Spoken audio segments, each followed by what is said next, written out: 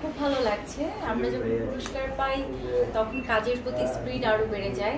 তখন মনে হয় যে আমার কাজের জায়গাটা আরও স্ট্রং হচ্ছে, আরও অনেক দায়িত্ব থাকে। মনে হয় যে দর্শকদের জন্য আরও ভালো কিছু করা দরকার, অনেক ইন্সপিরেশন হয়। সো আজকে এই অ্যাওয়ার্ডটা আমি পেয়েছি ঘর ভাঙা সংসার ছবি থেকে। এইটা ডিপজল ভাষাতে আমি একটা ছবি করেছিলাম, 2023-এ রিলিজ হয়েছিল ঘর ভাঙা সংসার। ওই ছবির জন্য আজকে এই অ্যাওয়ার্ডটা পেয়েছি। আচ্ছা, ডিপজল ভাইয়ের সাথে কাজ করতে কেমন লাগে? যেহেতু উনি একজন নামকরা অভিনয় শিল্পী, বেশ জনপ্রিয়। ডিপজল ভাইয়ের সাথে কাজ করতে আমার অনেক ভালো লাগে, কারণ ডিপজল ভাইয়া অনেক শক্তিমান একজন অভিনেতা, প্লাস হচ্ছে উনি আমাদের দেশের লিসেন। তো ভাইয়ার সাথে কাজ করাটাও আমার জন্য সৌভাগ্যের ব্যাপার। কে কি বলে না বলে আই ডোন্ট কেয়ার, কিন্তু আমি ওনার সাথে কাজ করার স্বাচ্ছন্দ্য।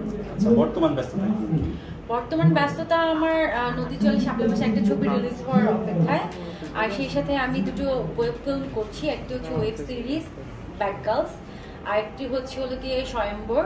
তো স্বয়ম্বরটা শেষ করলাম, টানা 12 দিন শুটিং করেছি আমরা। তো স্বয়ম্বর শেষ করে আজকে সকালে আমি ঢাকায় এসেছি। দেন আচ্ছা, এই ব্যাড গার্লস নিয়ে জানতে চাচ্ছি। এই ওয়েব সিরিজে বেশ ফ্রেন্ড সার্কেলের অনেকে অভিনয় করছে। হ্যাঁ, ব্যাড গার্লসে আমি মূল ভূমিকায় আমার চরিত্রটি। তো ব্যাড গার্লসটা মানে যে এই যে খারাপ মেয়ে তা কিন্তু না।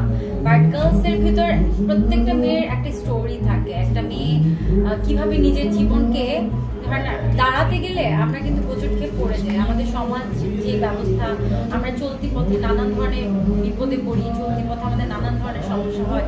তো এই সমস্যাগুলো থেকে আমাদেরকে বাঁচার জন্য কিছু অবলম্বন প্রয়োজন। এগুলোকে কেন্দ্র করে ব্যাড গার্লসকে তুলে ধরা হয়েছে।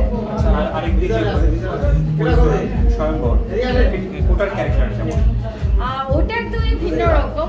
স্বয়ংবরে ফার্স্ট টাইম আমি কয়েকটা লুক ক্রিয়েট করেছি। আমার একদম টিনেজ কাল থেকে শুরু করে একদম পুরো বয়স্ক পর্যন্ত আমার লুক ছিল। তো স্বয়ংবরটা আমার অনেক ভালো লেগেছে। স্ক্রিপ্টটা একদম ডিফারেন্ট ছিল।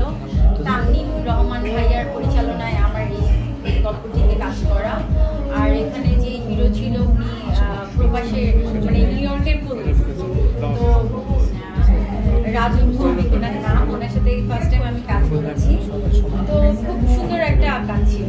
আশা করছি যে এটা যখন রিলিজ হবে সবার অনেক ভালো লাগবে। পরপর কাজে ব্যস্ত, সেখানে অন্যান্য অনেকেই নানা অন্য কারণে ভাইরাল হয়ে গেছে বা সমালোচিত হচ্ছে, কিন্তু সেই বিষয়ে কাজ নিয়ে ব্যস্ত। এটা নিয়ে আমি কাজের মধ্যে বেঁচে থাকতে চাই। আমার মনে হয় আমাকে বেঁচে থাকতে হবে কাজ দিয়ে। এই ধরনের আলোচনা সমালোচনা, ভাইরাল সাবজেক্ট, এগুলো দিয়ে আমি কখনো টাইম লাইনে থাকতে চাই না। আমি সবসময় যে আমার প্রত্যেকটা নিউজ হবে আমার কাজে। সো আমি এভাবেই প্ল্যান করে কাজ করে যাচ্ছি। দেখা যাক কি হয়। আমার ড্রিম অনেকগুলো চরিত্র আছে। তার মধ্যে আমি বেদেবী একটা ক্যারেক্টার করতে চাই। এই ক্যারেক্টারটা আমার প্লে করা হয়নি। তো আবার অনেকগুলো আছে, বলে শেষ করা যাবে না। ড্রিম ক্যারেক্টার শুধু ক্যারেক্টার বলে তো হবে না, প্রত্যেকটা স্ক্রিপ্টের জায়গা থাকে, যে অভিনয় জায়গা থাকে। আমি চাই যে আমার প্রত্যেকটা গল্প এরকম হোক, আমি যেন অভিনয়ের জায়গাটা পাই। সেই জায়গা থেকে আমি যেন প্রমাণ করতে পারি আমি সিনেমা আগে যেভাবে হতো যে একটা